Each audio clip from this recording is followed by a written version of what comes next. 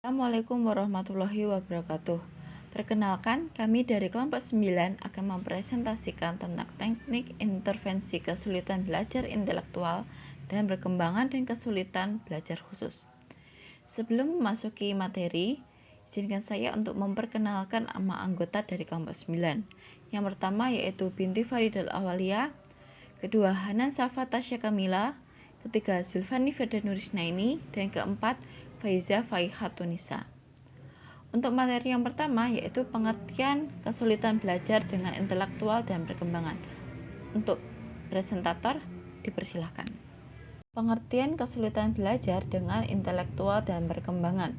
Menurut National Institute of Health USA, bahwa kesulitan belajar ialah suatu gangguan atau hambatan dalam belajar karena adanya suatu kesenjangan pada taraf intelijensi dan kemampuan akademik yang dimiliki oleh anak dan remaja yang seharusnya telah dicapai. Intelijensi merupakan suatu hal yang berkaitan dengan kemampuan berpikir dalam mencapai sebuah prestasi dalam belajar.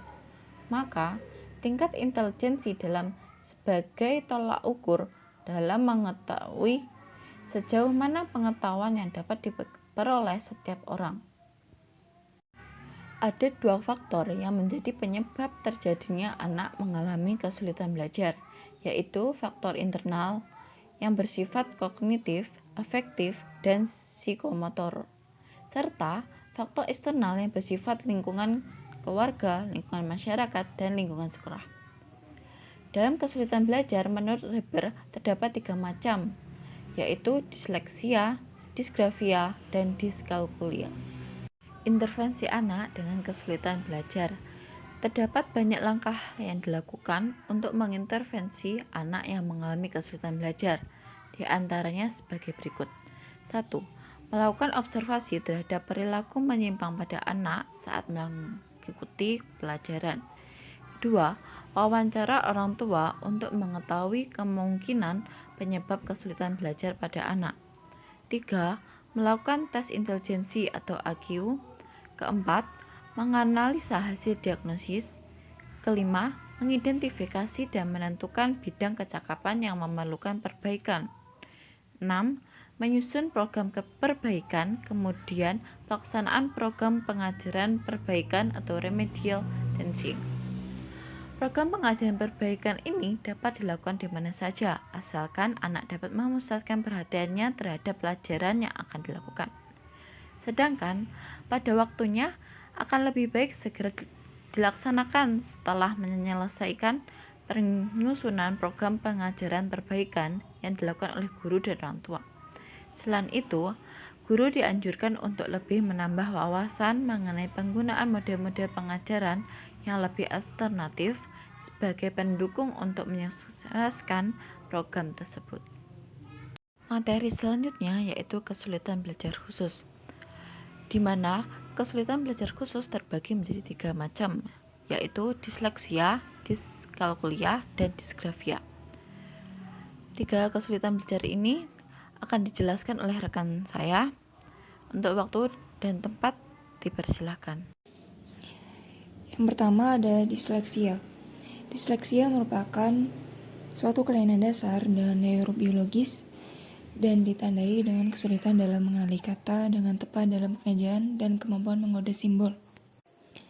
Anak yang mengalami disleksia ini memiliki kesulitan untuk mengenali huruf atau kata. Hal ini terjadi karena kelemahan otak dalam memproses informasi. Masalah yang muncul pada anak yang memiliki disleksia yaitu anak akan mengalami kesulitan dalam membaca, mengeja, menulis, berbicara, dan mendengar. Ciri-ciri disleksia yaitu yang pertama, kesulitan mengenali dan mengeja huruf. Yang kedua, kesulitan membuat pekerjaan tulis yang berstruktur. Yang ketiga, huruf yang tertukar seperti D dengan B, Q dengan P, M dengan W, S dengan Z.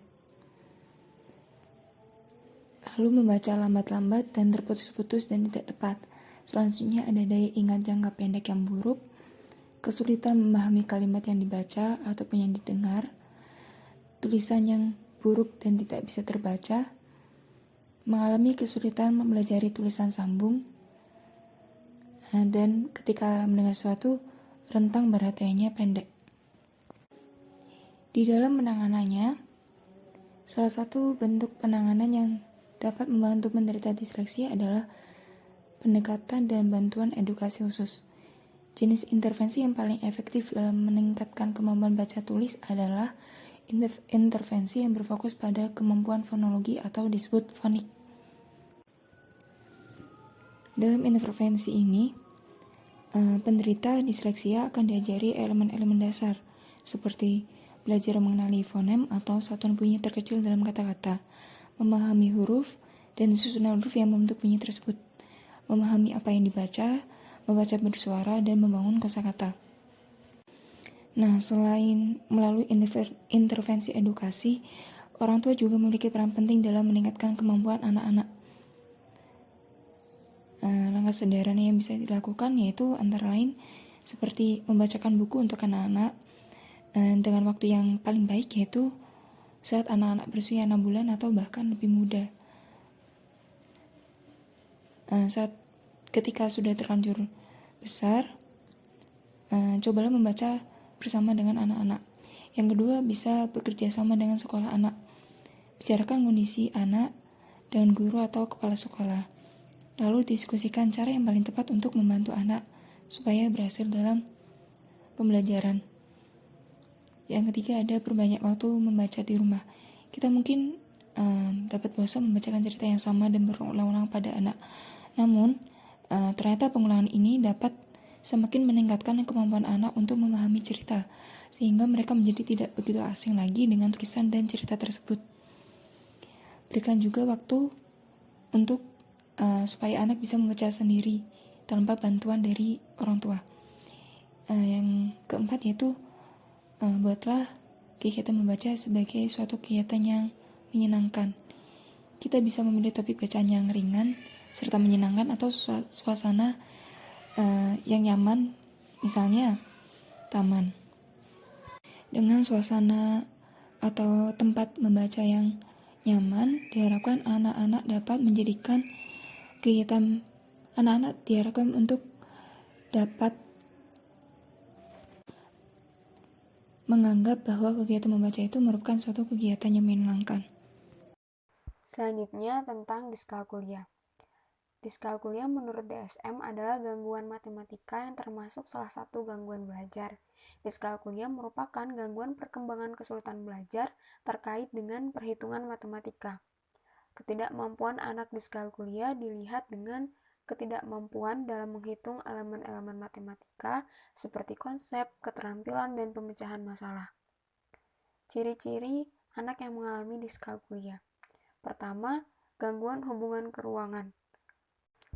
Pada gangguan ini, anak tidak mampu memahami konsep hubungan keruangan seperti depan belakang, puncak dasar, atas bawah, tinggi rendah, awal akhir, dan jauh dekat, yang pada umumnya konsep ini telah dikuasai oleh anak pada saat sebelum masuk sekolah dasar.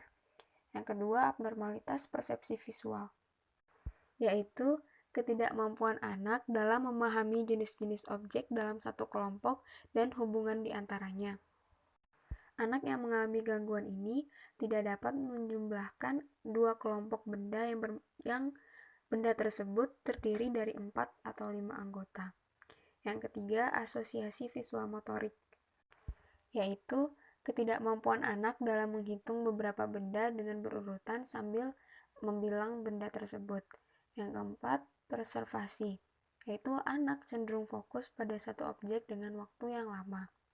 Yang kelima, kesulitan mengenal dan memahami simbol, yaitu ketidakmampuan anak dalam mengenal dan menggunakan simbol-simbol matematika.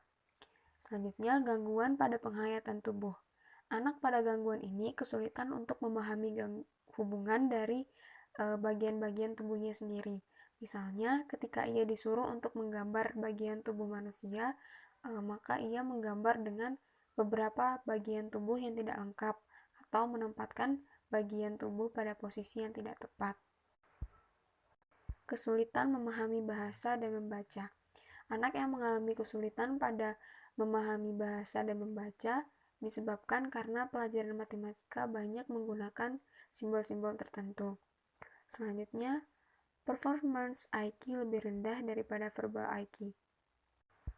Jika dilakukan tes intelijensi, maka siswa yang mengalami diskalkulia akan memiliki skor performance IQ yang lebih rendah daripada skor verbal IQ-nya. Selanjutnya, intervensi untuk anak yang mengalami diskalkulia. Yang pertama ada remedial. Remedial adalah usaha perbaikan yang dapat dilakukan pada fungsi belajar yang terhambat. Biasanya remedial diberikan pada anak usia sekolah yang sedang mengalami proses perkembangan motorik dan perseptual. Yang kedua, bagi anak-anak yang mengalami masalah penglihatan dan pendengaran dapat didudukkan di depan kelas. Yang ketiga, bagi anak yang mengalami masalah visual dapat menggunakan tape pada saat ceramah, diskusi, dan mendengar petunjuk-petunjuk lainnya. Yang keempat, senam otak. Senam otak merupakan salah satu cara untuk mengembangkan fungsi dan meningkatkan kinerja dengan olahraga senam. Senam otak atau brain game adalah gerakan yang akan merangsang aspek-aspek tertentu dari otak dan membantu kerjasama belahan otak kanan dan otak kiri. Ada beberapa jenis senam otak yang disarankan untuk anak yang mengalami diskalkulia. Ada calf pump yang bermanfaat untuk menarik otot dan saraf yang ada pada bagian belakang tulang punggung sehingga anak akan lebih siap memperhatikan, konsentrasi, dan lebih waspada. Selanjutnya ada gravity glider. Senam otak ini mengaktifkan otak untuk rasa keseimbangan dan koordinasi, meningkatkan kemampuan mengorganisasi dan meningkatkan energi. Setelah itu ada neck roll, putaran pada leher menunjang rileksnya tengkuk dan melepaskan ketegangan.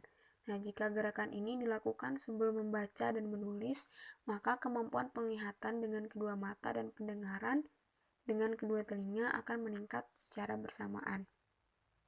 Yang ketiga, disgrafia.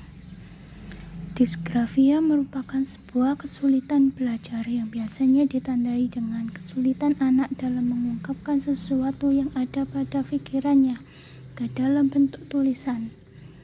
Menurut Abdurrahman 2012 mengatakan bahwa disgrafia merupakan suatu keadaan pada kesulitan belajar, yaitu ketika anak menulis tidak bisa atau kesulitan dalam membuat bentuk-bentuk huruf dan simbol matematis.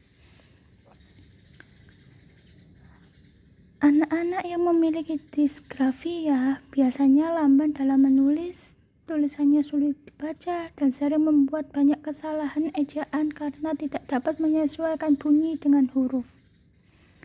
Ciri-ciri disgrafia. Yang pertama, banyaknya ketidaksamaan atau ketidakkonsistenan dalam menulis sesuai bentuk huruf. B. Masih tercampurnya penggunaan pada huruf kecil dan besar saat menulis. C. Bentuk dan ukuran huruf dalam tulisan tidak proporsional. D. Tidak mampu memegang alat tulis seperti pensil atau bolpen dengan tepat sehingga seringkali terlihat tidak nyaman.